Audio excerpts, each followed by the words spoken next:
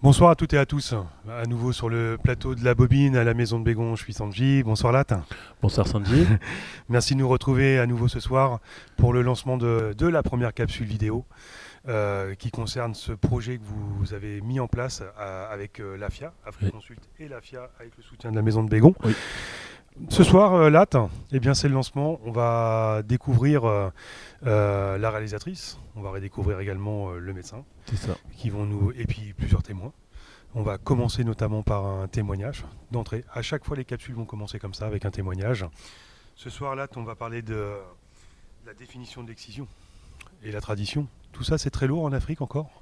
Oui, merci Sanji de nous avoir encore donné cette occasion et merci aussi à la maison de Bégon de nous avoir donné l'opportunité d'être accompagnés à cette occasion durant laquelle on parle de la femme et qu'on rend hommage à la femme. Parce que l'objectif, c'est de rendre hommage à la femme à travers les rencontres aussi des témoignages, donc art citoyenne et donc aussi réussite plurielle, donc 4. Et qu'est-ce que je disais tout à l'heure, comme tu viens de le dire Sanji, c'est une thématique très compliquée, très difficile, très émouvante et je dirais à la limite même difficile à parler. Nous avons rencontré des femmes qui ont vécu ces douleurs, qui ont vécu ces moments horribles, comme elles nous l'ont dit sur les témoignages, nous les verrons tout à l'heure. Mais la définition de ces pratiques, les intervenants sur le plateau nous ont gratifié de certains mots qui les définissent, parce que scientifiquement, Pierre était revenu en disant qu'il y avait plusieurs pratiques qui définissaient effectivement l'excision. Et Zalissa aussi a essayé à travers son film et son vécu, à travers aussi ses origines, a essayé aussi de nous expliquer d'où provenait et comment s'explique effectivement cette pratique douloureuse pour les femmes. Il est temps qu'on lance la capsule, Lat. On se retrouve demain pour une nouvelle capsule.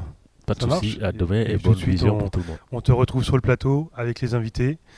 Et c'est le lancement de la première soirée. Merci Lat, à bientôt. Merci Sanji et bonne vision à toutes et à tous.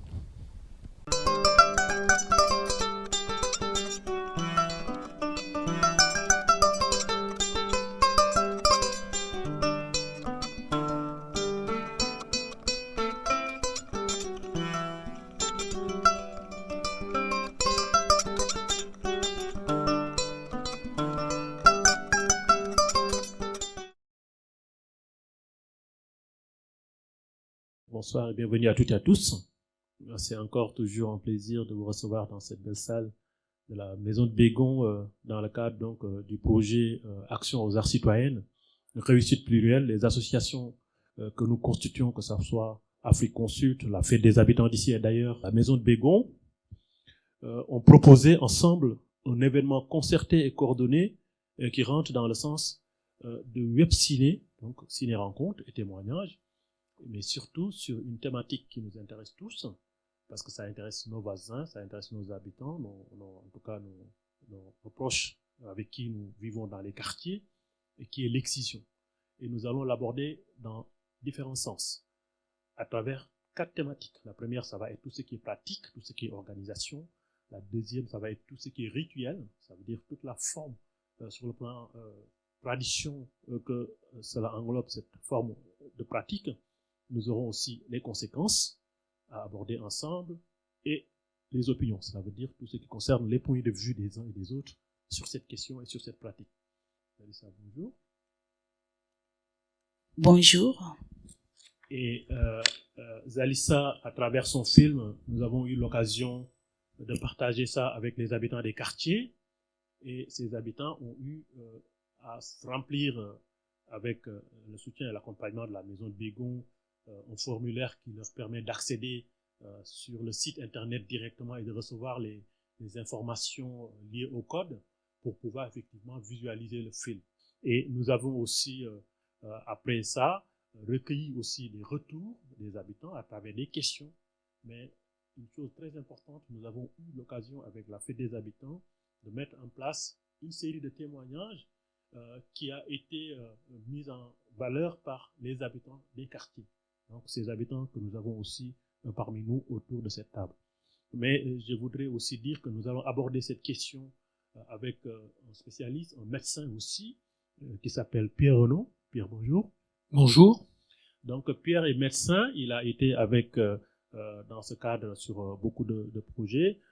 Mais pour l'instant, avant d'arriver sur le vif du sujet et qu'on puisse commencer à parler de tout ce qui a été fait pour ça, je voudrais juste vous rappeler que plus de centaines de personnes ont eu à voir le film, et le film a été réalisé par Zalissa. Nous allons nous concentrer sur Zamana Il est temps. Mais avant ça, je voudrais donner la parole à Zalissa pour se présenter, et on reviendra tout à l'heure sur le contenu du film et les questions que ça interpelle dans son contenu. Zalissa. Merci de m'avoir invité sur votre plateau. C'est vraiment un grand honneur pour moi d'être ici aujourd'hui avec vous. Donc, effectivement, je m'appelle Zalissa Zungrana. Je suis une Nangoumoisine d'origine du Burkina Faso, le pays des hommes intègres. Là où j'ai pu vraiment réaliser ce film qui date maintenant presque une dizaine d'années. Mais pour moi, ça a été un combat à la base de réaliser ce film. Donc, je continue ce combat jusqu'à présent. Merci Zalissa. En dehors du film aussi, on va rentrer aussi plus ou moins dans votre vie parce que vous êtes en même temps conseillère municipale dans votre ville et vous avez en charge aussi, vous êtes responsable aussi des centres culturels. Donc, cette thématique vous intéresse doublement. Effectivement, je suis une conseillère municipale de la ville d'Angoulême et de l'agglomération. Et je suis déléguée en charge des centres socioculturels. Donc, notamment, ces centres socioculturels qui se retrouvent dans des quartiers prioritaires. Donc, c'est vrai que c'est pas que seulement cette lutte, mais il y a plusieurs luttes. Et effectivement, je m'investis beaucoup dans ces quartiers, notamment sur ces questions d'égalité hommes-femmes et sur les mutilations faites aux femmes, donc qui me tient beaucoup à cœur. Merci, nous allons rentrer tout à l'heure dans le vif du sujet, mais en attendant, nous avons autour de nous, à côté de nous, je disais, autour de cette table, une personne qui compte beaucoup sur la thématique que nous explorons ensemble, qui est l'excision, qui va nous apporter la partie scientifique, la partie médicale de cette thématique, je dirais, sur l'excision. Il s'appelle Pierre Renaud, donc je l'ai dit tout à l'heure, il est médecin spécialiste généraliste aussi, mais la spécialité, c'est que Pierre a aussi fait l'Afrique, donc il a flirté avec beaucoup de pays, je dirais, comme le Sénégal, comme l'Éthiopie, comme le Niger. Donc cette partie de traversée africaine lui donne une autre vision et encore une autre expérience dans son vécu professionnel. Donc Pierre, d'abord vous présenter et peut-être on reviendra tout à l'heure sur cet aspect de l'excision. Bonjour. Donc je suis médecin généraliste. J'ai travaillé aussi en protection maternelle et infantile et aussi à l'éducation nationale comme médecin scolaire. Donc j'ai fait quelques missions en Afrique, notamment en Éthiopie, où j'étais très sensibilisé à cela, parce qu'on a travaillé localement avec une association éthiopienne qui s'occupait justement de lutter contre l'excision. Voilà, donc c'est un thème sans être un spécialiste, je ne suis pas chirurgien non plus, donc je ne fais pas de réparation, mais c'est un thème qui m'a beaucoup touché, et voilà. J'étais très heureux et très honoré aussi d'être invité à cette réunion pour essayer d'en parler avec mes compétences. Merci Pierre d'être parmi nous ce soir, c'est toujours un plaisir. Je le disais tout à l'heure, nous avons besoin d'aborder cette question avec beaucoup de recul, mais surtout avec pas beaucoup de jugement, mais nous avons l'occasion et l'opportunité d'échanger pour se donner des idées, se donner la parole, mais surtout donner la parole aux habitants, aux personnes qui ont vécu cette pratique, aux personnes qui ont souffert de cette pratique, aux personnes aussi qui ont eu des traumatismes à cause justement de cette pratique. Et pour cela, nous allons directement rentrer légèrement dans le vif du sujet. Pierre, si on veut rentrer à la définition de l'excision, qu'est-ce que c'est que l'excision et quels sont les différents types d'excision qu'on peut retrouver scientifiquement comme étant médecin sur cette Alors, excision, ça veut dire couper. On fait des excisions en chirurgie, on fait des excisions en dehors de l'excision des mutilations génitales. C'est aussi une excision, on excise un abcès, par exemple, etc. Donc c'est couper. Et il y a une deuxième mutilation qui est l'infibulation, on parlera peut-être aussi. Et là, c'est suturé. C'est fibulation, ça veut dire agrafer, en fait. Hein, voilà. Et on suture un certain nombre d'organes, notamment les organes génitaux, les grandes lèvres, les petites lèvres, etc. Voilà. Donc c'est une mutilation, hein, et on en parlera après. Voilà, parce que je pense que la définition c'est ça, hein, c'est que on va couper une partie des organes génitaux externes, le clitoris, les petites lèvres, les grandes lèvres. D'accord. Et pour revenir sur le sujet, Zalissa Zungrada, qu'est-ce qui vous a inspiré? Pourquoi vous vous êtes engagé à produire un film sur cette pratique, sur cette tradition ancestrale? Pourquoi Zamana? Et que signifie Zamana? Oui, que signifie Zamana? Zamana, c'est il est temps. Pourquoi j'ai choisi de réaliser ce film, qui a été mon premier film d'ailleurs. Donc j'ai réalisé et produire ce film. À la base, j'étais passionnée du cinéma, donc moi je n'ai pas fait des études du cinéma. Je suis vraiment une autodidacte dans le monde du cinéma. Je venais du commerce international. Et donc, un jour... Je vous rappelle que le film a été primé au FESPACO. Hein, exactement, donc, c'est ça. Quand je dis primé, c'est oui. avec beaucoup de qualité. Exactement. Il a été même primé dans d'autres pays. Exactement. Et il a fait le tour du monde, été racheté par TV5, tout ça. Voilà. Mais FESPACO est une référence du cinéma africain. C'est ça, exactement. À souligner ça, oui. c'est une grande performance. C'est ça. Et donc, à la base, c'est une amie qui m'a appelé un jour, qui m'a témoigné de son excision. Et donc, ça m'a beaucoup touchée. J'ai été interpellée par ce sujet. Et donc, j'ai décidé de réaliser ce film. Au début, je suis partie faire, pendant 2 ans d'écriture sur le sujet, à rencontrer beaucoup de femmes qui ont été excisées pour comprendre du pourquoi. Me déplacer dans plusieurs pays pour échanger, et j'ai décidé de faire de la fiction, pas un documentaire, parce que bon, en interrogeant les femmes, malgré que je lutte pour ce sujet, je me suis rendu compte que ça vient vraiment des traditions, et que c'était pas à moi de porter ce jugement, de le porter comme ma manière de voir.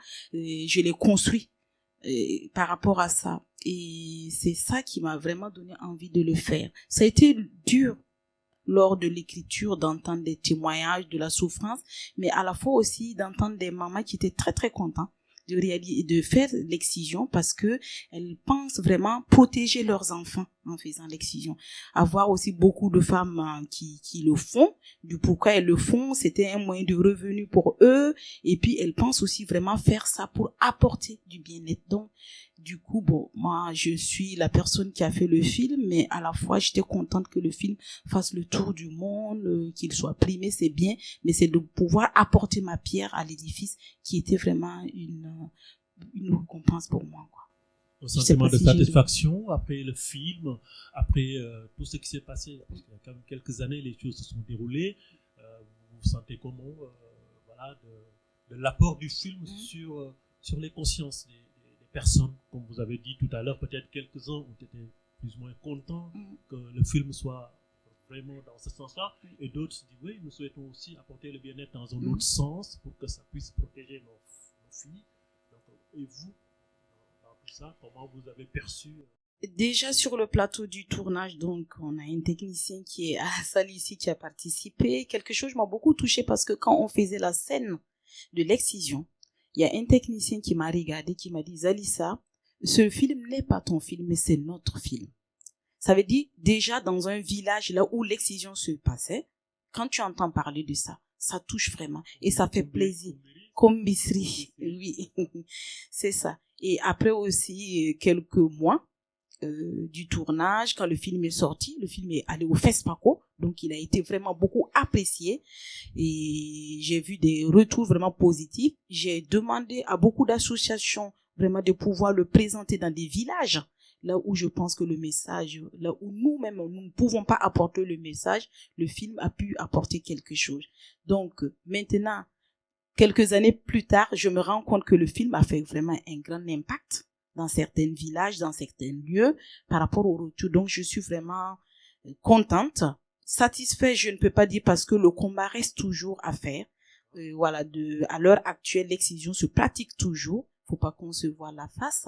Donc voilà, je pense que ma manière de contribuer, il y a d'autres associations qui existent, comme les docteurs qui existent aussi, qui apportent leur pierre à l'édifice. Donc il faut toujours continuer ce combat. Avant de donner la parole à Pierre, je voudrais juste signaler que nous avons dans la salle la présence des invités, d'autres qui viennent des quartiers. Nous avons des habitantes qui sont là parmi nous, qui ont apporté des témoignages, mais qui souhaiteraient aussi en faire de vive voix. Et nous avons aussi la contribution de l'espace jeune. Nous avons un service jeune ici. Et ce service, à travers ces animateurs, nous ont donné l'opportunité et l'amabilité d'être parmi nous. Pour revenir à Pierre, tout à l'heure, comme disait Madame Zalissa Zougrana, est-ce que vous pensez que la pratique de l'excision n'est qu'africaine? Alors, elle est pas qu'africaine. C'est le continent où il y en a le plus, je pense, sur le plan nombre de personnes qui sont excisées. Mais il y a des pratiques ailleurs, en Australie, en Asie, en Moyen-Orient, même en Russie un petit peu. Alors c'est minime, hein, mais voilà. Et puis après, il y a bien sûr des pratiques qui se font aussi en France par des personnes qui sont émigrées, qui viennent, voilà, qui continuent leur pratique ici. Ce que je voudrais dire surtout, c'est ce que vous disiez tout à l'heure, je souligne, il n'y a pas de jugement. Hein, je crois qu'il faut un grand respect des traditions, enfin respecter chaque pays a ses traditions avec des choses qui sont anciennes et des fois peut-être irréfléchies ou dont on n'a pas vu toutes les conséquences. Et je crois que c'est là notre rôle, c'est de montrer en respectant en même temps, de montrer quelles peuvent être les choses qui sont nuisibles dans une pratique comme ça. Et je crois que c'est important et tout le monde en prend conscience, je crois. Enfin, beaucoup de personnes en prennent conscience. Voilà. D'accord, merci Pierre. Comme on comprend parfaitement, comme vous l'avez dit tout à l'heure, que ça se passe dans d'autres continents particulièrement, mais sur les pratiques traditionnelles, l'Afrique est véritablement un peu le continent le plus impacté. Tout à fait. Et ça n'a rien à voir avec les religions. Hein. En Éthiopie, il y a toutes les religions. Il y a l'islam, il y a des chrétiens et toutes des noms, enfin il y a aussi des juifs, etc. Tout le monde pratique, toutes les ethnies qui sont là-bas pratiquent voilà, c'est l'excision en dehors de toute religion. Hein. Il n'y a aucune prescription religieuse sur cette pratique. C'est des traditions. D'accord. Est-ce que vous pensez qu'il y a une définition des origines? Ça peut-être, je pourrais en parler à Zalissa, qui a peut-être, à travers le film, plus ou moins fait des recherches plus ou moins approfondies, je dirais. D'où pourrait venir cette pratique dans l'histoire, dans le processus historique de l'Afrique? Lors de l'écriture du scénario, quand j'ai fait le tour des associations et notamment beaucoup de femmes de différents pays, il y a une association qui s'appelle Femmes Solidaires, dont j'ai rencontré et qui m'ont parlé que même en Égypte, chez certaines momies, ils ont découvert que l'excision existait. Donc ça veut dire que c'est quand même une histoire qui remonte plus de 500 ans, si je me trompe pas. Et voilà, et comme voilà. Exactement, spéculation éclavante. Donc, effectivement, comme vous le disiez, c'est pas une histoire de religion dans des pays comme, par exemple, au Burkina Faso, là où il y a plus de 34 ethnies. C'est pas toutes les ethnies qui le pratiquent. Donc, c'est pas une histoire de musulmans, de chrétiens. C'est vraiment une histoire de culture. Là où des traditions, là où vraiment ces gens tiennent vraiment à leur tradition. Et à la base, c'est des mamans qui ne veulent même pas faire du mal à leurs enfants, ou c'est de la pratique dont elles pensent même les protéger. Selon, voilà, ce que j'ai entendu, elles font ça pour les protéger de ne pas aller gambader dehors, de ne pas être des filles faciles. Donc voilà, ces traditions qui les tiennent chères. Donc je pense que, voilà, quand je faisais ce film aussi, à travers la communication, les gens même peuvent être face à certaines choses là où ils peuvent prendre conscience de ce qui se passe pour pouvoir, donc il faut qu'on continue à communiquer, à échanger, à sensibiliser les gens pour qu'ils prennent vraiment conscience des conséquences qui peuvent être eues après l'excision. C'est ça. C'est ça. Si vous êtes prêts, nous allons passer au témoignage pour les projeter sur l'écran et échanger ensemble. Nous allons voir comment le décrypter pour pouvoir effectivement donner aussi la parole à les personnes qui sont avec nous, les témoins, mais aussi les jeunes de l'espace jeunesse. Dans la famille, personne ne va épouser une femme non excisée. Moi, quand même, ce que mes parents m'ont dit, que c'est juste une obligation dans la religion musulmane, que si tu n'es pas excisé, tu es haram dans la famille. Donc, tu es obligé de passer l'acte. Tu peux te marier, mais peut-être tu n'es pas propre chez ton mari parce que tu n'es pas excisé. La dame, son accompagnatrice lui a expliqué que cela est commencé depuis par les ancêtres. Donc c'est une tradition, c'est obligatoire pour qu'elle soit excisée. Parce que si tu n'es pas excisé, tu es haram dans la famille. En plus, tes amis aussi vont se moquer de toi. Je suis Samah, je suis d'origine soudanaise. Je suis une femme divorcée, j'ai 3 enfants. Je suis arrivée en France en 2020. J'ai fui mon pays, le Soudan, pour sauver ma fille. Pour les adeptes de la pratique, cela aiderait à endurcir la jeune fille, physiquement et moralement.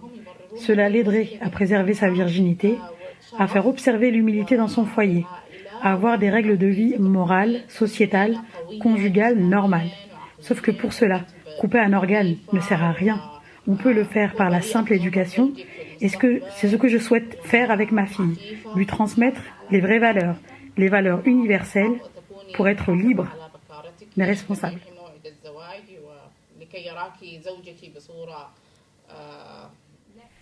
En fait, c'est une tradition chez nous. On ne peut pas y échapper. Le poids de cette tradition est plus fort que la religion et au-dessus des lois. Toutes les filles de ma famille sont excisées, mes amies et mes voisines.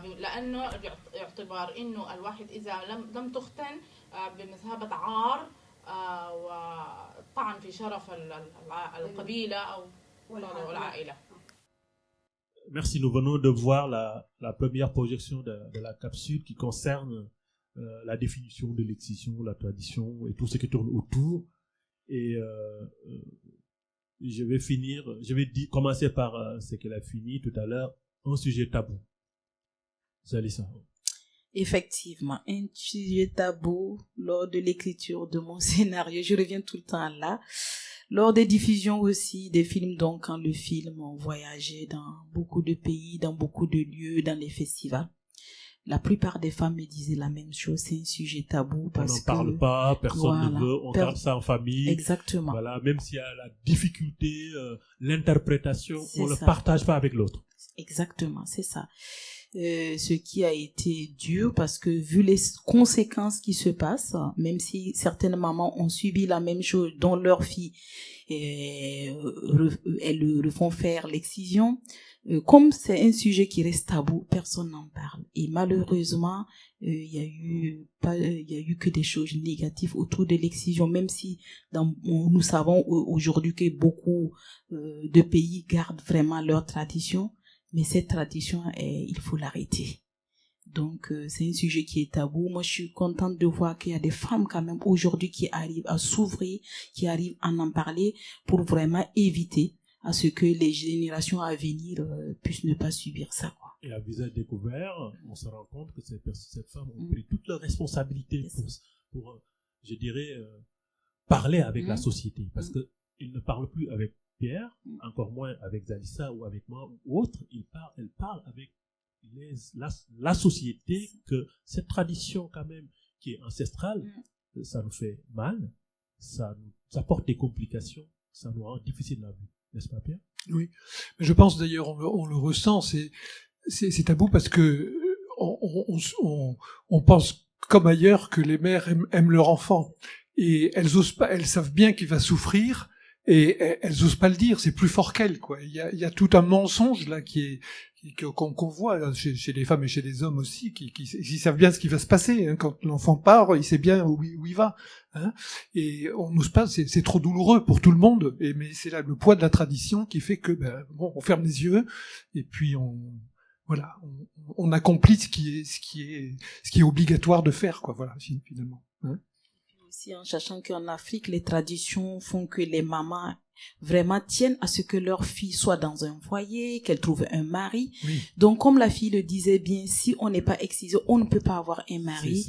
Ça fait partie aussi que voilà, la maman dit peut-être c'est parce que moi je l'ai suivi. Exactement. Du rejet de la société. Et donc, ça fait que ce tabou continue malheureusement. Oui. Donc, il faut percer. Nous avons la chance d'avoir ces femmes parmi nous dans cette salle. Je sais pas. Je voudrais à cet effet donner la parole à Kadiatou, qui est une femme qui est très active autour de cette thématique et qui vraiment a travaillé autour de nous et qui souhaiterait peut-être que je souhaiterais qu'on donne la parole pour non seulement un ressenti peut-être, pas peut-être aussi un témoignage, mais en tout cas un point de vue. Même si on n'est pas encore arrivé à cet aspect de point de vue global, mais à ce qui vient de se passer tout de suite, ce qu'on vient de voir sur cette capsule, à travers les femmes, ce qu'elles ont dit, ce qu'elles ont porté comme information à l'endroit de nous tous, que ce soit moi, tout le monde qui suit nous qui aboutons la société ensemble. Kadiatou, est-ce que vous voulez apporter quelque chose? Donc, Boubacar du service jeunesse, si vous pouvez vous rapprocher, s'il vous plaît. Alors bonsoir à vous tous, bonsoir madame. Bon, si jeune, on m'a expliqué envers l'excision. En fait, j'ai regardé les documentaires. Bon, c'est incroyable. C'est pour cela que j'ai dit il faut que je vienne, je mette des coups de main envers cette association et cette collaboration qui est très très importante. Parce que à l'Afrique, nous les peuples, on est en train de lutter plein de choses, mais notre gouvernement ils n'ont pas trop fort, ou bien il y a d'autres cultures que tu peux pas faire, même si tu vois ça, c'est très important pour les jeunes ou les enfants. C'est pas tout le monde qui peut aider et qui peut venir derrière vous aider cette association et ce que vous voulez faire. D'accord. Bon, en fait, le moment que j'ai regardé ce document, j'ai vu plein de choses qui fait même, c'est moi à Sénégal, qui fait plein de choses qui se passent là-bas, mais tu peux pas, même si la maman ou les pères de la femme, les parents, si ils ne veulent pas faire, mais comme si c'est devenu culturel, on peut rien, vous voyez. Donc c'est pour cela qu'aujourd'hui j'ai venu pour vous poser une question. La première question que je veux demander, qu'est-ce qui fait pour que les hommes prennent conscience de ce qui c'est l'excision? C'est ça que je veux savoir, la première question. Après, j'ai d'autres questions encore à poser. Merci. Merci Boubacar. Boubacar, vraiment, moi je te remercie beaucoup. Je me permets de te tutoyer parce que je pense que tu dois avoir l'âge de ma fille. Oui. Je connais pas ton âge, mais je sais ce que je pense. Oui. Tout à l'heure, je remercie aussi cette jeune fille qui a eu le courage de témoigner, de parler de ça. D'accord. Effectivement, comment les hommes vont prendre conscience? Ces hommes-là, c'est toi et moi aujourd'hui qui pouvons mener ce combat-là. Parce que si vous, la jeunesse, vous reprenez la main, vous faites cette sensibilisation auprès de la jeunesse, auprès de là où vous êtes à l'école, auprès de vos camarades, c'est là que les gens vont prendre conscience. Comme elle le disait tout à l'heure, c'est une histoire ancestrale. Et là, concernant le gouvernement, moi j'ai échangé, par exemple au Burkina, le gouvernement d'avant, à l'époque là où je tournais le film, à l'époque il y avait même un ministre qui luttait contre l'excision, et derrière ça, il a eu à me contacter en me disant, mais qu'est-ce que tu fais Zalissa, arrête tes bêtises, la France a dû beaucoup te tourner la tête. Donc je me dis, c'est pas une histoire de... Pour faire changer les trucs ancestrales, il faut vraiment que la jeunesse prenne conscience. Parce que c'est quelque chose que je pense, à mon avis, qu'il y a encore 4 générations à travailler. Donc, c'est vous qui devez faire changer ça. D'accord. Oui, juste une petite chose. Il y a la haute autorité de santé a fait des recommandations, et notamment la façon d'aborder finalement pour les professionnels de santé, d'aborder d'essayer de lever ce tabou, d'arriver à ce que les personnes, que ce soit des adultes ou des mineurs, puissent s'exprimer. Je crois que c'est aussi l'un des devoirs des professionnels de santé, que ce soit des médecins, des sages-femmes, des infirmières, etc., ou dans les collèges et les lycées, etc., de pouvoir permettre la parole.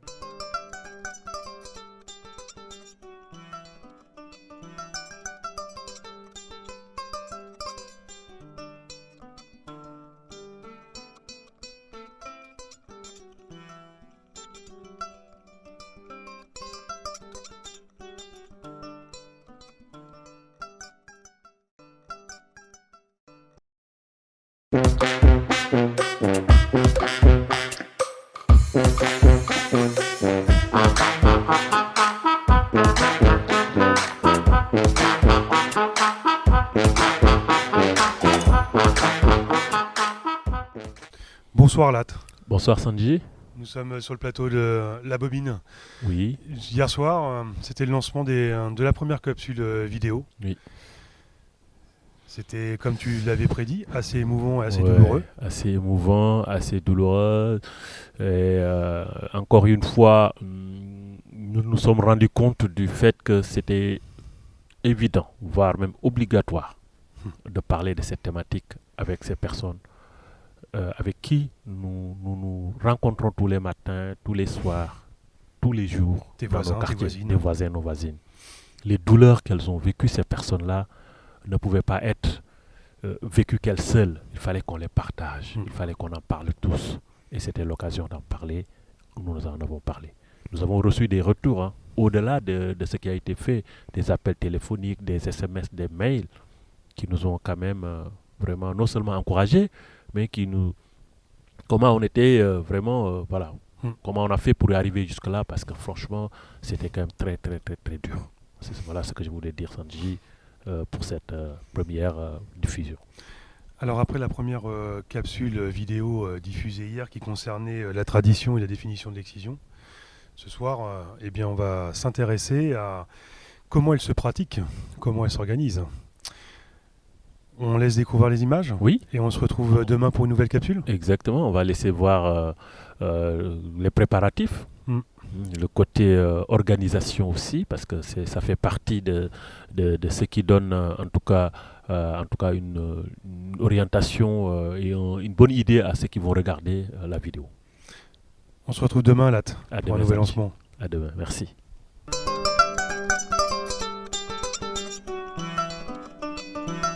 C'est ainsi ma maman a décidé de m'envoyer au village pour m'exciser. Bon, j'ai vu une fête organisée. Il y avait plein d'habits, par exemple, les tenues d'excision qui étaient là parce qu'il y avait une dame tailleur à côté qui coupait nos habits. Mais vraiment, elle ne nous a pas dit réellement ce qu'il attendait de nous de ce jour-là. Donc, on nous a juste regroupé, le voisinage, mes cousines et moi, parce que moi, j'étais la plus âgée. Donc, j'avais 13 ans, je sais que les autres avaient 5 ans, 3 ans, 4 ans. Sa maman ne voulait pas qu'elle soit excisée, mais c'est son papa qui voulait vraiment que Aïssatou soit excisée. Mais sa maman ne voulait pas parce que Aïssatou est unique fille. Donc sa maman dit qu'elle ne veut pas que le mal arrive à sa fille. Donc sa maman était vraiment contre. C'était un jour, ma maman n'était pas à la maison, elle était partie dans un village éloigné.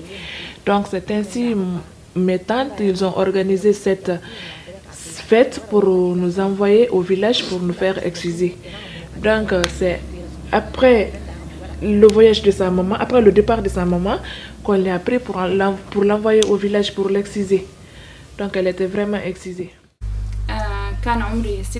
J'étais excisée vers l'âge de 6 ans avec mes 2 cousines. Ma mère et mes tantes ont préparé la grande fête familiale. Ma tante nous a réunis toutes les 4 pour nous préparer et nous a dit aujourd'hui, ils vont nous purifier pour pouvoir accéder à la prière. Ils nous ont habillés avec des belles robes. On a fait la cérémonie du henné. Beaucoup de monde est venu ce jour-là à la maison. Les femmes préparaient des grands repas. Les hommes chantaient des chants religieux. Je me souviens de la fête à la maison. J'étais super contente jusqu'à l'arrivée de l'exciseuse. Quand elle a commencé à s'installer et sortir son matériel, ses couteaux, ses lames de rasoir, j'ai commencé à avoir peur, très très peur. Ma tante m'a fait rentrer, moi la première. Les images me reviennent quand je vous parle. J'ai senti que j'allais mourir. J'étais tétanisée. Mes tantes me tenaient les bras et les jambes. J'avais très mal. Le sang a giclé sur mon visage. Je savais que ce n'était pas bien ce qui est en train de se passer et que ce n'était pas la volonté de Dieu. Après l'excision, nous n'avons pas le droit de raconter, ni d'aborder le sujet, même en famille. Est-ce que ce que vous disiez tout à l'heure, Pierre, en ce qui concerne ce qu'on leur raconte pour les amener à subir la pratique, ça rentre toujours dans le côté culturel, traditionnel, ou c'est psychologiquement quelque chose qui doit leur marquer toute la vie, ou comment ça se présente à vous? Oui, je pense que psychologiquement c'est très dur, à la fois pour les parents et pour l'enfant aussi, qui tout d'un coup peut mettre en doute la parole de ses parents, quoi, puisqu'on lui dit quelque chose, que c'est quelque chose de très violent, et que tout le monde souffre dans cette affaire-là, hein. Tout le monde souffre, donc c'est vrai que c'est psychologiquement sûrement très dur. Il y a le côté relationnel avec les parents, avec la société. Il y a le côté aussi bien sûr physique qui est aussi très très dur psychologiquement à vivre, hein, cette douleur, etc. Hein. Donc on parlera tout à l'heure des conséquences, de toutes les conséquences, si vous voulez. Oui. Et quand on parle des parents, moi je vois que bon, les parents sont plus ou moins sur le film. Je me suis vraiment très appesanti sur le film. Tout est pratiquement une partie sur la responsabilité des parents, mais les grands-parents, oui, ils ont aussi une forte responsabilité, parce que généralement c'est eux qui ont la charge de négocier l'enfant de la famille. Pour Zalissa, est-ce que ces responsabilités doivent normalement toujours venir aux grands-parents, ou bien ça dépend des contextes, des situations, ou c'est toujours le rôle des grands-parents qui doivent effectivement faire ça, parce qu'après la douleur elle est extrême. Dans le film Zamana, c'était la grand-mère qui a mené Aïcha pour se faire exciser, parce que notamment chez nous en Afrique, précisément au Burkina, et dans ma famille, y a les grands-parents vraiment sont bien considérés. C'est les grands-parents avant les parents. Donc quand j'ai fait le tour pour prendre ces témoignages aussi, la plupart des filles qui m'ont donné leurs témoignages, ça venait souvent des grands-parents qui les amenaient à se faire exciser. C'est quand il n'y a pas la grand-mère, c'est la maman maintenant qui l'amène, ou une tante de la famille, tout ça. Donc c'est pour ça, moi j'ai mis une grand-mère qui a amené Aïcha. Mais cette souffrance derrière ça n'est pas seulement que celle qui a été excisée. Moi, je pense aussi que le mari en face doit vivre cette souffrance. Parce que quand une femme souffre, ce que je pense que le mari doit souffrir aussi. Voilà. Donc, si cette fille devient une femme un jour, ça veut dire que c'est toute la famille qui souffre. Oui. C'est ça. Que ce soit l'association Les Fêtes des Habitants, que ce soit la Maison de Béguin ou Afrique Consult, nous partageons tous cet espace de quartier.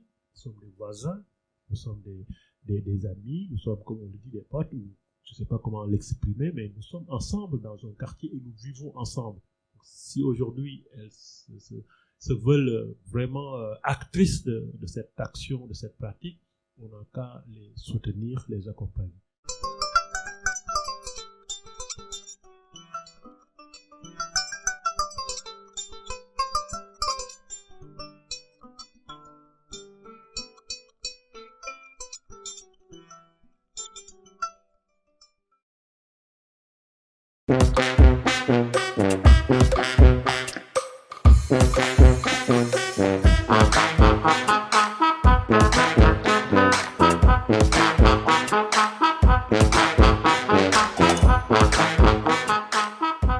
Bonsoir Lat.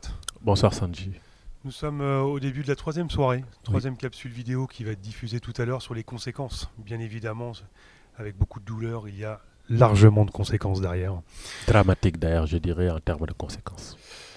On va réussir à ne plus dire grand-chose pour nos lancements. Ouais. On va juste vous laisser avec les images ce soir. On va te retrouver en plateau avec la réalisatrice et Zalissa. Pierre, le médecin. Ouais. Les images parlent plus fort que les paroles, parce que Exactement. là, je pense que les images vont tout dire. On retrouve tout de suite un nouveau témoignage pour commencer cette soirée. Je te donne rendez-vous demain pour la dernière soirée.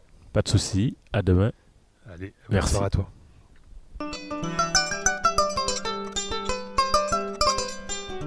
L'excision-là, j'ai eu des crises d'épilepsie, donc j'avais les le stress quand je pensais aux dames qui m'ont excisé, l'exciseuse là, la manière dont ils m'ont coupé, donc ça me faisait très peur.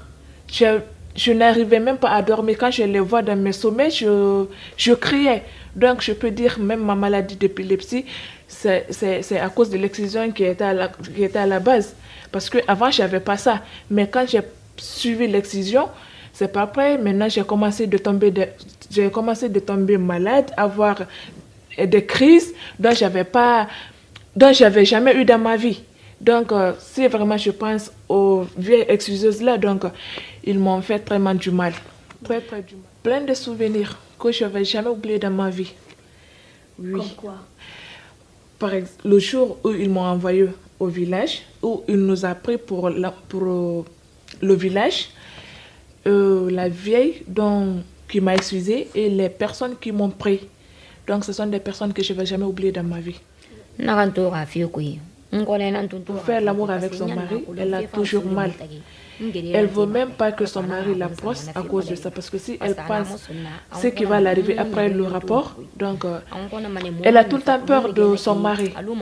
Donc avec l'accouchement encore, elle a dû perdre un enfant à cause de ça. Parce qu'elle avait vraiment mal. Elle ne supportait pas les douleurs. La relation intime avec mon mari a été depuis la nuit de noces une souffrance. Pour moi et aussi pour mon mari. La douleur était permanente. Aucun plaisir à le retrouver. L'excision a eu des conséquences néfastes sur la relation avec mon mari.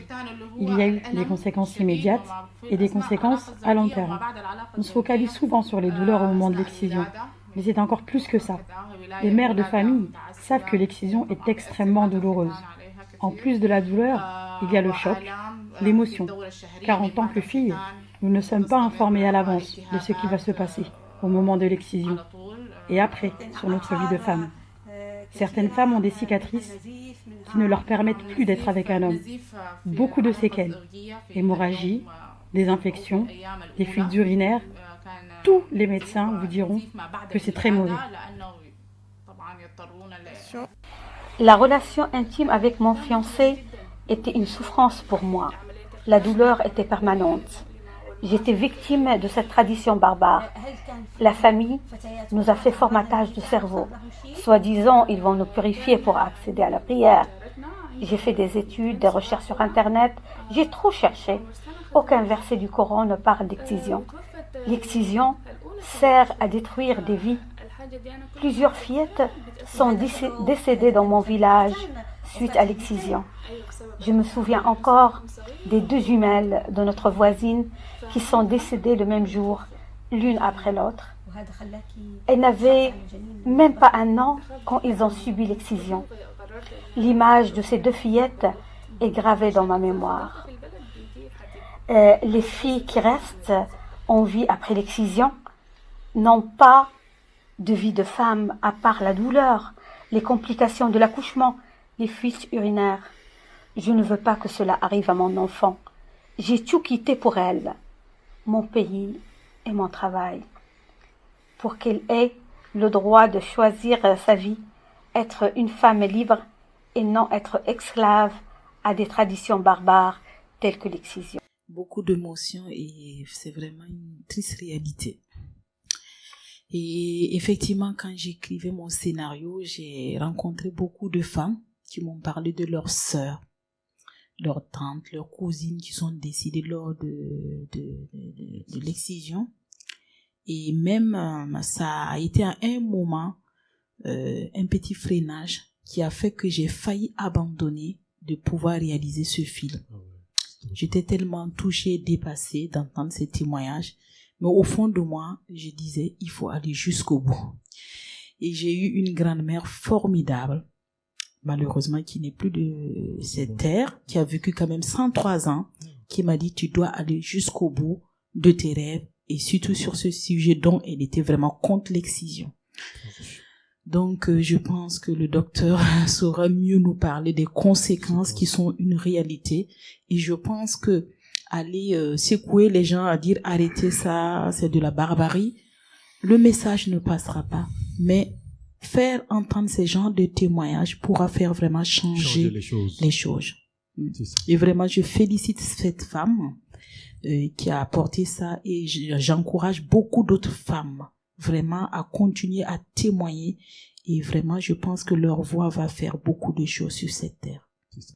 Docteur Pierre Renaud, est-ce que vous pensez que les conséquences sont plus graves que véritablement, je dirais, l'acte même, la pratique même de l'excision?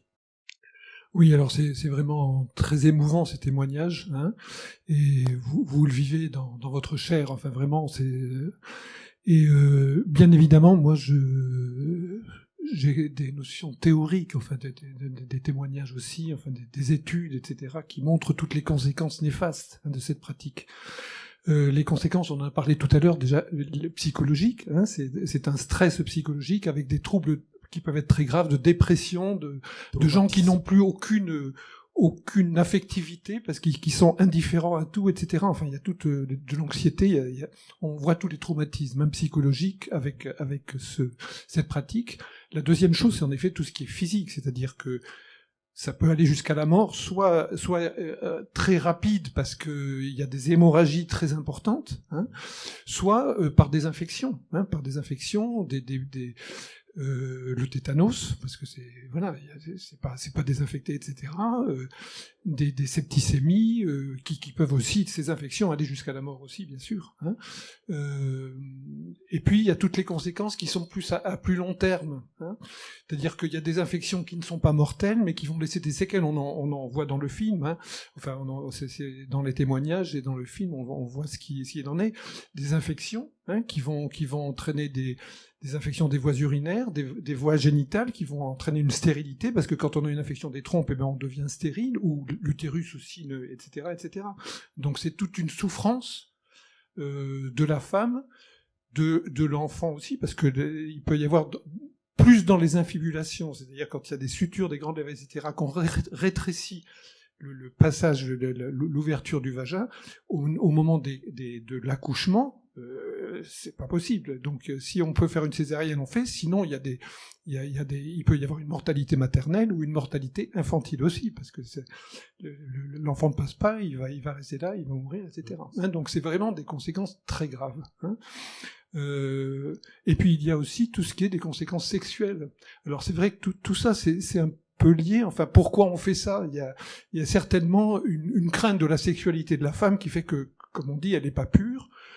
Qu'elle va aller voir ailleurs, etc., etc. Il y a l'objectif, c'est la prévention. L'objectif, en fait. C'est pour ceux qui pratiquent l'excision, c'est prévenir. Prévenir en disant, est-ce que la femme elle va, si elle a son clitoris, qu'elle a du plaisir, elle va aller voir ailleurs. Hein, il y a sûrement l'un de ces facteurs. Mais en effet, quand on enlève le clitoris, quand on fait il y a des douleurs chroniques, hein, aussi bien au moment des règles qui sont beaucoup plus douloureuses que les règles normales, enfin disons, au niveau de la sexualité, c'est bien dit que les relations sexuelles sont douloureuses pour la femme, et il faut bien comprendre aussi que si c'est douloureux pour la femme, c'est pas très bien pour l'homme non plus, parce que le plaisir de l'homme, il est lui, et il est aussi du plaisir qu'il donne. Hein. Et tout ça, c'est quelque chose de très important qu'il faut comprendre pour pouvoir dépasser un peu cette pratique. Hein. Je crois que c'est important quand on fait toute intervention, hein, c'est le rôle du médecin de relier à la fois le bénéfice et le risque. Quel est le bénéfice de cette pratique actuellement, avec l'éclairage qu'on en a, et quel est le risque ? Et on voit bien que c'est disproportionné. Hein, c'est disproportionné. Vraiment. Hein. Comme au début, comme on le disait, l'objectif c'est une prévention pour ces cultures, pour ces traditions qui se mettent en perspective sur l'avenir de la femme. Mais au-delà de ça, il y a des atteintes à la liberté, qui sont déjà, la femme n'a plus cette liberté même d'apprivoiser son plaisir. C'est déjà quelque chose de très, très, très anormal dans cette vie moderne dans laquelle on aspire. Et là, sur ce, je voudrais donner la parole à Boubacar. Je voulais savoir ce que vous êtes en train de dire. Est-ce que vous pensez d'autres filles africaines ou d'autres personnes, n'importe femme ou garçon, est-ce qu'ils vont prendre exemple à vous et aussi ils vont faire comme vous, ce que vous êtes en train de faire, parce que c'est très important. Je pense qu'il y a de l'espoir pour les femmes, pour des garçons aussi qui veulent s'engager. Mais il faut pas attendre qu'on vienne te chercher. Chacun doit se lever et vraiment aller. Il faut pas dire, voilà, j'attends qu'on vienne me chercher dans cette lutte. Moi, je n'ai pas attendu qu'on vienne me chercher sur cette lutte. Je n'ai pas attendu que ça atteigne à ma famille. Quand j'ai entendu parler de cette histoire qui m'a beaucoup touchée, je me suis levée et j'ai dit, je vais apporter ma pierre à l'édifice. Donc, j'encourage la jeunesse de ne pas attendre à ce que les associations viennent les chercher. Il y a des associations qui sont déjà là, qui existent, et notamment en France comme en Afrique, partout dans le monde, qui luttent sur ce sujet. Mais quand tu es un jeune aujourd'hui, il faut se lever et c'est chaque jeune qui va apporter sa pierre qui va faire que les choses vont changer. Et j'ai de l'espoir que ça va changer. Et je vais continuer toujours à lutter et je vous encourage aussi à continuer à lutter. Même si j'ai fait d'autres films, à l'heure actuelle, je suis en train de réaliser un long métrage qui n'est pas sur ce sujet, mais notamment sur la violence faite aux femmes. Donc voilà, il faut se lever et apporter sa contribution à sa manière. Est-ce que vous savez, il y a des autres qui sont en train de combattre ça, ou bien vous pensez cette combat-là, il faut que vous gagnez des associations qui vous accompagnent, ou bien tant que toi-même tu dois lutter jusqu'à peut-être l'association te gagne de l'association qui peut t'aider, ou bien tu as besoin des aides d'abord, de début jusqu'à la fin. Parce que moi, quand j'ai commencé d'écrire mon scénario, je ne connaissais pas d'association qui existait. D'accord. Je savais que voilà, qu'il y a des structures, mais je les connaissais pas personnellement. C'est vraiment mon envie de m'engager sur ce sujet, de contribuer à ce sujet qui m'a fait aller rencontrer ces associations qui existent pour les poser des questions, aller envers des femmes, vraiment avoir une curiosité. Je n'avais aucune boîte de production qui me suivait.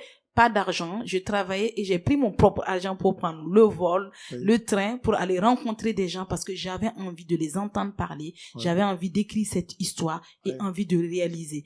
Même ce côté réalisation dont je ne savais pas comment faire, je suis partie un peu sur Internet, fouiller comment réaliser un film, comment produire un film, comment avancer. Et je pense que ça, c'était ma manière de contribuer. Mais vous, aujourd'hui, comme d'autres filles, ne sont pas obligées forcément de passer par un film ou passer par les médias, on peut aujourd'hui, à l'heure actuelle même, nous avons cette facilité de communiquer, voilà, des réseaux sociaux. Voilà, donc chacun peut apporter sa pierre à sa manière. Ou comme ces femmes-là qui témoignent, c'est déjà vraiment apporter quelque chose. Donc n'attendez pas forcément qu'une association vienne vous chercher, mais vous-même, vous êtes cette association qui doit apporter ce langage partout dans le monde. D'accord. Mais vous pensez si on a eu des femmes comme vous, femmes qui battent, qui est fort, qui se battent contre plein de choses, l'excision ou plein de choses, vous savez. Est-ce que vous pensez qu'on va arriver loin en Afrique? Parce que ça, c'est très important. Et ça, c'est et encore montrer les femmes africaines, parce qu'il y a d'autres même, ils vont penser. Mais pour faire ça va les faire compliquer. Mais si on parlait aujourd'hui, si je regarde l'émission ou peu importe, peut-être il y a d'autres, plein de gens, je pense à moi je pense plein de gens vont faire ça. Ils vont dire que, il faut que nous aussi on se lève, on batte. Parce que, regardez, on doit prendre exemple à elle, ou bien elle là. Donc, vous pensez que si on a eu des hommes comme vous, on peut aller loin? Moi, personnellement, je pense que en Afrique, il y a beaucoup de femmes battantes. Oui. Ça, c'est les femmes battantes parce que quand vous arrivez dans des champs, dans certains champs, il y a beaucoup de femmes qui sont au premier rang. À l'heure actuelle, dans la politique, il y a beaucoup de femmes qui commencent aussi à mettre les pieds dedans.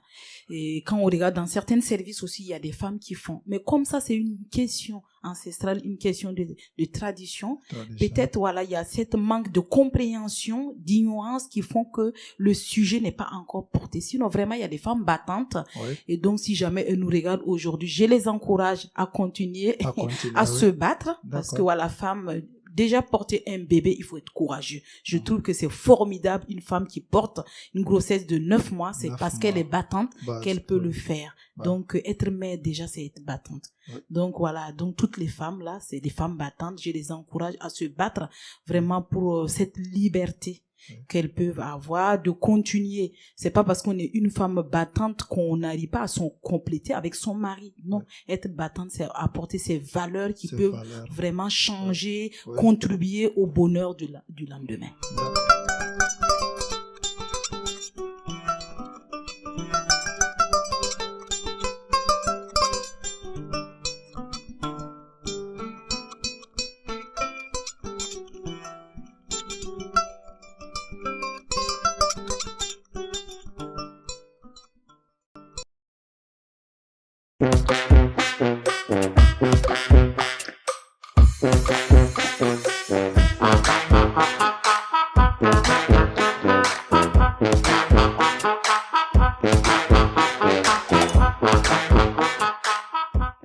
Bonsoir Lat. Bonsoir Sanji et merci. Nous sommes sur la 4e soirée, la dernière. Oui. Demain, vous pourrez retrouver l'ensemble des vidéos dans un montage long. Intégral, exactement. Eh bien, on a fait presque le tour de la question de l'excision, mais il reste encore cette lueur d'espoir et les réparations. Oui. Est-ce que c'est le cas? Oui. Il y a des réparations possibles. Oui. Cela dit, les maux subis physiques, cela reste. Ça, c'est une réalité. Exactement. On a passé beaucoup de temps ensemble ce mois-ci pour préparer ces capsules vidéo. Ouais, c'est beaucoup de temps de travail quand même. Est-ce que tu peux nous dresser un bilan de cette action, puisque ce soir c'est la dernière diffusion? Oui. Merci Sanji de nous avoir encore donné cette opportunité. Et ce que je voulais dire, c'est que d'abord je viendrai sur les conséquences qui sont hyper dramatiques que les femmes elles-mêmes ont dévoilées, ont échangé à visage découvert avec beaucoup de force, beaucoup de ténacité, beaucoup en tout cas de puissance, d'engagement pour pouvoir effectivement accepter de nous parler de cette situation-là.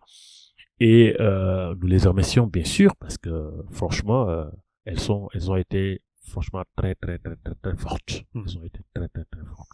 Mais comme tu viens de le dire Sanji, une lueur d'espoir peut effectivement combler cette situation, cette problématique douloureuse avec ce que les propositions de Pierre à travers véritablement les orientations, à travers tous les dispositifs qui sont mis en place pour pouvoir effectivement aider et accompagner les femmes pour éventuellement une réparation ou éventuellement en tout cas un soutien. Ne serait-ce que psychologique pour la suite de leur vie parce que c'est très important. Maintenant en termes de bilan, c'est que nous sommes évidemment hyper ravis d'abord de se rendre compte que le film a été très bien vu. Nous avons plus de centaines de personnes qui ont regardé le film via le lien qui a été effectivement proposé. Nous avons aussi eu le temps de filmer plusieurs habitantes qui nous ont donné de leur temps, de leur en tout cas force, de leur ténacité pour pouvoir effectivement partager avec nous ces douleurs, ces difficultés, ces moments difficiles qu'elles ont vécu durant leur vie. Et nous avons aussi avec les associations aussi partagé un certain nombre de choses qui raffermissent des liens, qui nous permettent aussi de nous donner du courage pour porter encore des événements et des actions et des projets dans le futur. Donc ce sont des choses très positives que nous notons aujourd'hui. Nous en remercions aussi la Maison Bégon, que nous avons déjà remercié sur le fil de tout ce que nous avons fait. Et nous, aujourd'hui, nous positionnons, surtout l'association Fête des Habitants qui travaille beaucoup avec ces femmes relais, leur dire qu'effectivement cette association elle est là, nous tous aussi association on est là, mais pour les accompagner, pour les aider si ces femmes ont besoin effectivement d'être accompagnées dans ce sens-là, des contacts pourraient les être en tout cas mis à leur disposition et un accompagnement en tout cas pourrait être là pour les aider à transgresser ou à sortir de cette situation-là ou à en tout cas mieux vivre leur vie sur le plan au niveau général, de manière générale. Merci Lat, merci beaucoup. C'est sur ces paroles que nous concluons cette action aux Arts Citoyennes réussite plurielle numéro 4. Exactement. Voilà, peut-être un 5e l'année prochaine sur un autre sujet ou une autre modalité de faire. C'est ça. Merci Lat, on a été très content de travailler avec vos deux associations la FIA et AfriConsult, de se rencontrer également. Oui. À nouveau, ça faisait longtemps qu'on n'avait pas échangé. Oui. Et j'en profite aussi, Sanji, pour remercier l'ensemble des associations avec qui nous partageons le collectif et que la situation ne nous permet pas de nous retrouver et qui sont toujours à nos côtés, nous accompagnent à distance, nous envoient des mails, nous donnent leurs idées à travers leur téléphone, à travers en tout cas tout, et que nous continuerons à exister, à collaborer malgré le contexte de la situation difficile. Et nous nous projetons sur les grandes actions d'été qui vont être bientôt en cours avec peut-être le FIGAS si les conditions le permettent pour leur mise en œuvre, et toujours avec l'accompagnement de la Maison de Bégon et les autres associations du collectif. Eh bien, on laisse découvrir les dernières images. Voilà. À bientôt, Lat. Merci. Merci, Sanji, et grand merci à l'ensemble de l'équipe.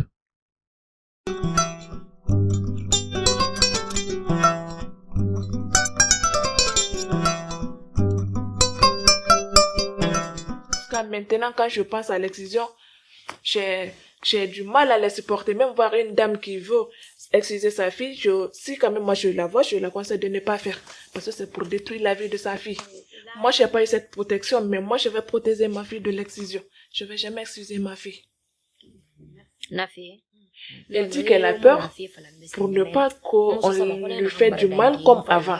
Donc, elle ne sait pas si la réparation, ça va se passer comme l'excision. Donc, c'est ça qui l'inquiète un peu. Elle va, si ça existe et que ça fait pas mal, donc elle veut vraiment réparer. J'ai quitté mon pays car ma belle famille m'a mis la pression.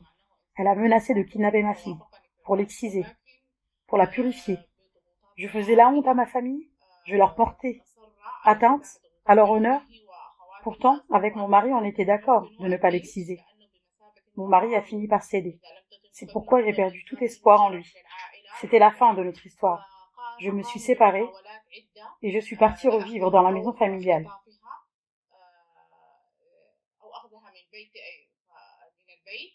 Mes parents sont morts tous les deux. Et ma belle famille ne m'a pas laissé tranquille, élever mes propres enfants. J'ai été déterminée à changer la norme sociale. J'ai décidé de préparer mon départ, discrètement, pour sauver ma fille de cet acte barbare.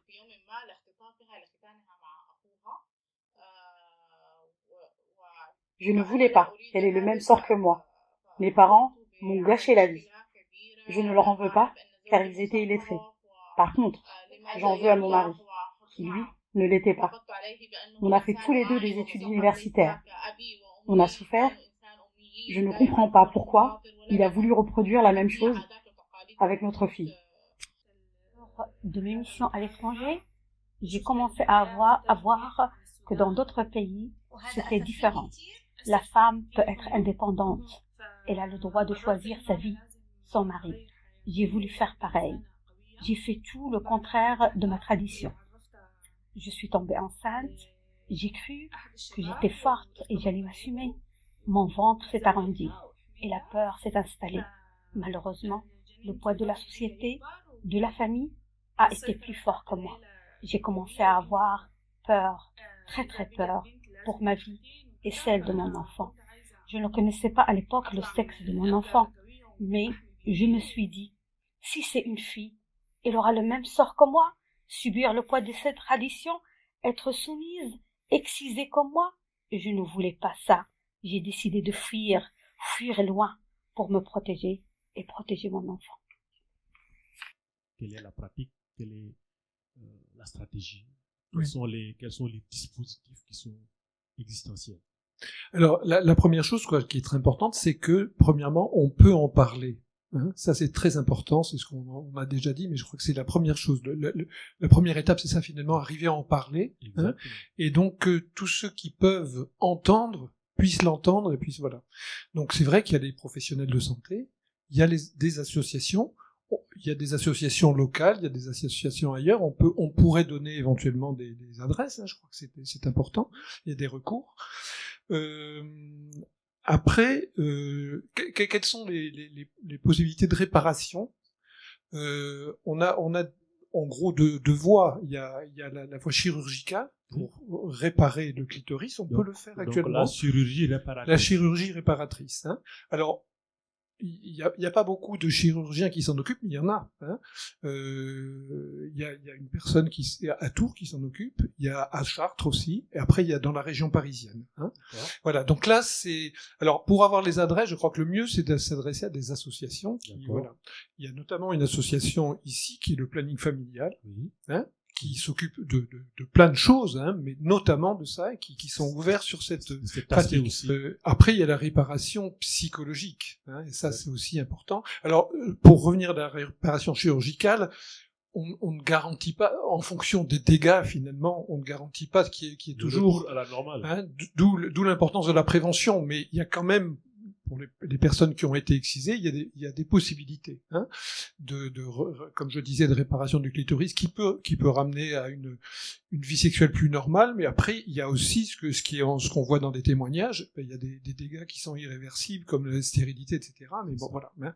Mais il y a des recours possibles. Il y en a encore, alors, c'est bien il est important, je crois que c'est très important, la loi est répressive, mais elle est aussi préventive. Hein, je crois que c'est important. Et ce qui est important, c'est pas d'être toujours répressif, mais aussi c'est d'en appeler à la raison, hein, à la raison de l'homme et de la femme, enfin voilà, d'en appeler à la raison et d'expliquer pourquoi il vaut mieux ne plus faire ça. Hein. Les lois qui sont répressives, mais c'est des lois qui considèrent qu'il y a atteinte, soit carrément homicide finalement, hein, puisque quand il y a un enfant qui meurt, n'importe, c'est un homicide involontaire peut-être, mais c'est voilà, hein, mais c'est réprimé, hein, c'est réprimé, c'est un crime, ça relève de la cour d'assises. Et puis il y a aussi quand il y a des dégâts faits, des mutilations, on n'a pas le droit en France et dans d'autres pays aussi de mutiler les gens pour des raisons qui sont pas médicales. Je veux dire, bien sûr, des fois on est amené malheureusement à mutiler des gens, mais c'est parce qu'il y a un bénéfice après, mais pas là. On n'a pas le droit de mutiler des gens. Donc là aussi, c'est un crime, ça relève de la cour d'assises. Hein. Ça, c'est ce qui est le côté répressif. Le côté préventif, c'est finalement, on a par exemple la notion, hein, en tant que professionnel de santé, que y a un risque pour un enfant, que on sait qu'il est d'origine, enfin ses parents sont d'origine africaine, qui va retourner en Afrique pour des vacances, qu'est-ce que ça veut dire, etc., etc. Hein, par exemple, hein. Ou bien un enfant qui va parler, qui va dire de ce qu'il va dire d'une copine ou d'un truc, on se dit tiens, il y a quelque chose qui se passe. On peut faire un signalement. Hein. Et donc là, il y a deux possibilités de signalement. C'est soit ce qu'on appelle la CRIP, ça relève du conseil départemental, soit au procureur, si c'est vraiment très grave et voilà, imminent, au procureur de la République, on peut faire un signalement. Et là, les professionnels de santé sont délivrés de leur secret médical, ils sont même dans l'obligation de le faire. Si on sent quand il y a un risque pour une personne, notamment un enfant, hein, que ce soit ça ou que ce soit des coups, n'importe, on est dans l'obligation légale de faire la déclaration. Hein. On peut pas se dire, on peut pas fermer les yeux. Hein. C'est ça. D'accord. Voilà, en gros. Ça, c'est une déontologie professionnelle. Tout à fait, tout à fait. C'est quoi cette sensation quand vous dites quand vous nous démontrez ce côté de lueur d'espoir en se disant que oui, un jour, dans cette société traditionnelle, on peut abolir et arrêter cette pratique de l'excision qui est quand même vraiment, qui date des siècles, comme vous le savez.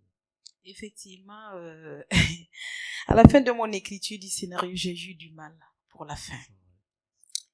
Et cette fin, de finir comme ça, était vraiment pour moi une belle victoire.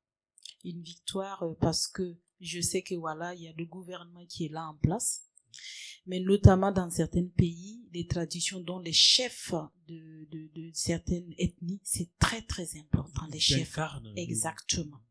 Un pouvoir fort. Un pouvoir très très fort par rapport à ces. Et donc j'ai rencontré un chef chez nous. Et quand je suis partie échanger avec lui, il m'a dit clairement, Zalissa, moi je suis contre l'excision.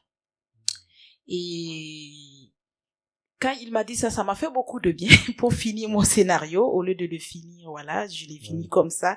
Et effectivement, voilà, comme Monsieur Pierre disait tout à l'heure, il y a ces associations qui existent. Donc, faut pas que les femmes, les mamans hésitent d'aller les rencontrer, peu importe dans le pays là où on se trouve, notamment ici en France, là où nous savons que c'est vraiment interdit. Mais malheureusement, il y a certaines personnes qui retournent dans leur pays et qui refont ça. Mais et ceux qui ne se vivent pas ici en France, de ne pas hésiter d'aller voir vraiment les associations ou les mairies ou les chefs de village qui sont contre l'excision et de continuer dans cette lancée, quoi. Mais je pense qu'il y a de l'espoir. Oui, je voudrais dire quelque chose tout à l'heure. Vous parliez justement, vous vous y accusez finalement d'avoir été dévié par la France d'une certaine façon des pratiques ancestrales. Je crois qu'il y a un problème identitaire. Oui, c'est sûr ça. Et ça, il faut travailler là-dessus en disant on peut garder son identité tout en modifiant ses pratiques. C'est ça. Hein, en évoluant, mais on peut garder son identité. Effectivement. On ne met pas en cause en mettant ça l'identité de l'Afrique. Hein, exactement. Voilà. Oui. C'est seulement, je crois que c'est très important. Ça, Et c'est cette compréhension est très très importante parce que quand les femmes même me parlaient, elles avaient l'impression comme si elles renonçaient, ça, elles perdent leur identité. Oui, voilà, je crois que c'est très important. C'est une forme d'aliénation. Oui, alors, absolument. Si vous arrêtez ça, vous ne faites plus partie de votre communauté, vous êtes aliéné, alors que on peut ne pas être aliéné, mais tout ce qui n'est pas bien dans une culture, on peut la rejeter, et tout en gardant ce qui pourrait être encore bien pour nous. Ça sert à rien. Voilà. Mais il faut pas qu'on se ressemble tous dans le monde. Il faut garder des différences. C'est très important. C'est une richesse. Oui, tout à fait voilà, il faut pas l'uniformité. Je crois que c'est important. Il faut pas qu'on considère que la diversité changer une est pratique. une Voilà, je crois que c'est très important. La diversité est une richesse. Voilà. La diversité après, de la richesse, c'est dans la, comment je peux l'appeler, c'est dans la valeur de la pratique. Tout à fait. Il y a des valeurs qui sont quand même, pour l'instant, qu'il faut mettre en cause, qu'on doit garder. Mais ça. certaines doivent être mises en cause pour des soucis de progression, en fait, parce que nous sommes dans un monde qui progresse, nous sommes dans un monde qui se modernise de plus en plus. Nous avons le droit de faire certaines choses aujourd'hui, mais qu'on n'avait pas le droit il y a certaines années. Donc voilà, c'est ça, cet esprit, cette liberté que nous aspirons et que je pense que pourrait changer le monde d'un côté positif pour nous tous. C'est ça. Et je me rappelle qu'il y a une femme qui m'avait posé une question à Paris quand j'étais partie. Il l'interrogeait. Elle m'a demandé, Zalissa, toi tu as été baptisée? J'ai dit oui. Elle me dit, tu vois, pour moi c'est la même chose. Et j'ai dit, ah ouais. Et elle a souffert par rapport à la réparation. Elle m'a dit, toute sa vie, elle avait connu que ça. Et 40 ans plus tard, on a fait la réparation. Donc, vraiment, heureusement, il y avait ces associations comme Association GAMS qui sont là, qui accompagnent les femmes, qui étaient auprès d'elles. Et ben, c'était une double souffrance parce que voilà, elle a connu que l'excision et un jour, elle se fait réparer. Donc, ça remettait tout en question, sa vie de femme, tout, voilà. Donc, notamment, dont vous avez mentionné, ce côté écoute est très important pour ces femmes, les accompagner, les aider à vraiment à se construire comme il faut et puis aussi à protéger leurs enfants. Oui. Le GAMS, c'est une association très importante. Malheureusement, elle n'est pas sur la région. Oui, ouais. Comme moi, j'avais fait un peu le tour de la France et notamment certains pays, j'ai rencontré l'association GAMS, Femmes Solidaires aussi, qui luttent contre ces mutilations. Donc, ils m'ont vraiment beaucoup accompagné. Comme je disais tout à l'heure, vous servirez de personnes ressources à des personnes qui pourraient en avoir besoin pour ça. Et nous serons des interférents avec l'association La Fête des Habitants, avec Mme Asna Fraisse qui fait beaucoup de travail avec ces femmes habitantes relais. Donc, c'est très, très, très important qu'on puisse continuer à apporter des informations à celles qui en auraient besoin pour le suivi donc, de cet état de fait. Il y a une Ludivine Calvez-Robillard qui nous a envoyé une question sur l'âge ritualisé de la réalisation de cette pratique de l'excision. Est-ce qu'il y a un âge, l'âge prérequis? Il dit, ouais, il faut le faire à 5 ans, 7 ans, à 12 ans, 15 ans, j'en sais rien. Et en outre aussi, en fonction de quoi le moment est-il choisi, bon, voilà, et tous les contextes pour demander est-ce que l'âge, vous avez ça? Est-ce que vous avez une question? Quand j'ai fait le tour pour témoigner ces femmes, beaucoup se souvenaient de ce qui s'est passé. Donc d'autres me disaient qu'elles avaient 7 ans, d'autres 3 ans. Même malgré à 3 ans, elle se souvenait de tout ce qui s'est passé. Donc moi, dans le film, j'ai choisi Aïcha à 7 ans, mais je pense qu'il y a beaucoup de femmes qui ont subi ça avant. Donc tout à l'heure, la jeune fille qui témoignait. 3 ans aussi. Qui était sur le plateau, qui témoignait. Comment elle s'appelle? Il y a quelqu'un qui a témoigné qu'elle a vécu à 3 ans et qu'elle se rappelle aussi de tout ce qu'elle a vécu. C'est ça. Et il y a une communauté guinéenne un jour qui m'a invitée. Et dans les échanges, il y a une femme qui m'a dit que maintenant, il faisait même cette excision directement à la maternité. Et là, j'ai dit, oh là.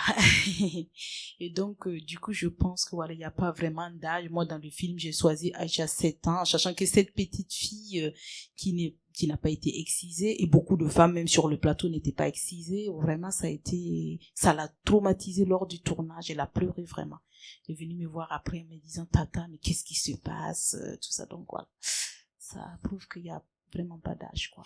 Oui, je confirme. Enfin, il y a des, suivant peut-être les ethnies, mais il y a des âges différents. Ce qu'on constate peut-être, c'est qu'il y a peut-être l'âge est plus précoce, peut-être pour être sûr que ça soit fait.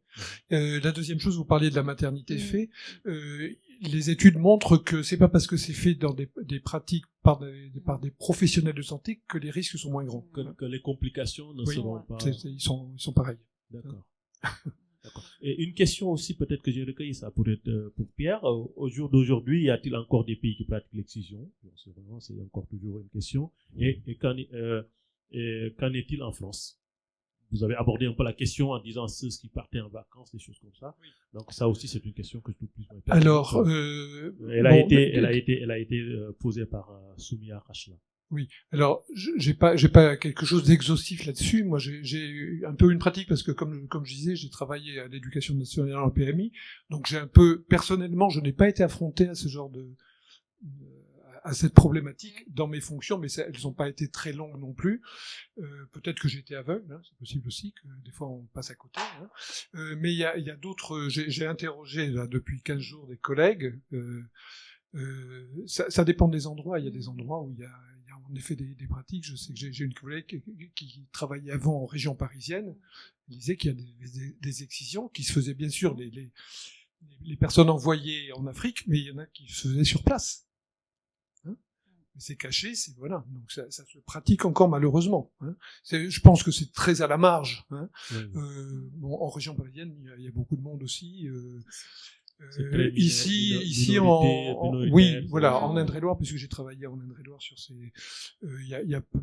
on n'est pas affronté à ce genre de problème. Il y en a sûrement, il faut ouvrir sûrement un peu les yeux. Hein, parce que... Et je voulais aussi rajouter, parce que là, je pensais que quelqu'un allait poser cette question. La plupart des lieux là où j'étais, les gens me demandaient, Zalissa, est-ce que l'excision est faite partout en Afrique? Oui. Et je précise que non. Non. J'ai dit non, c'est pas partout en Afrique, et notamment même dans les pays là où l'excision est faite, c'est pas dans toutes les ethnies.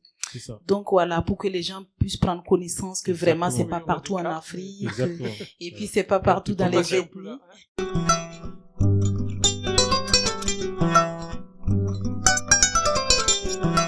Voilà, donc il peut arriver que dans il y a des familles qui le font et juste à côté le voisin ne le fait pas. Donc ça prouve que vraiment c'est pas dans toutes les familles, dans toutes les ethnies. C'est un acte communautaire. Exactement. Certaines communautés, certaines ethnies le font. Et si on voit sur la carte de l'Afrique, on se rend compte que c'est de la Corne de l'Afrique, ça veut dire en Éthiopie jusqu'au Finistère, c'est-à-dire au bout du Sénégal. Et que toute cette partie qui traverse l'Afrique centrale, donc pratiquement, mais à des degrés différents. Oui, parce que il faut monter jusqu'en Égypte aussi, mais à des degrés vraiment très tout à fait. Je suis allé au Niger. Au Niger, il y a très peu, finalement. Il y a très peu, aussi bien dans les statistiques que voilà, on voit pas. Suivant les ethnies, hein, c'est, voilà. Et Pierre, moi je voulais vous poser une question. Oui. J'espère que je pourrai y répondre. Comme je vous ai sur le plateau, je vais profiter. Au fait, moi je me rappelle que j'avais rencontré le docteur Foldes, qui a fait un peu le tour du monde pour faire cette réparation. Et puis dans mes rencontres aussi, j'avais rencontré la communauté des gens du voyage et qui m'ont parlé de ça. Et qui ça m'a vraiment beaucoup surpris, mais c'est pas de la même manière dont ils font l'excision comme dans certains pays. Et à l'époque, le docteur Foldes m'avait parlé d'un comprimé.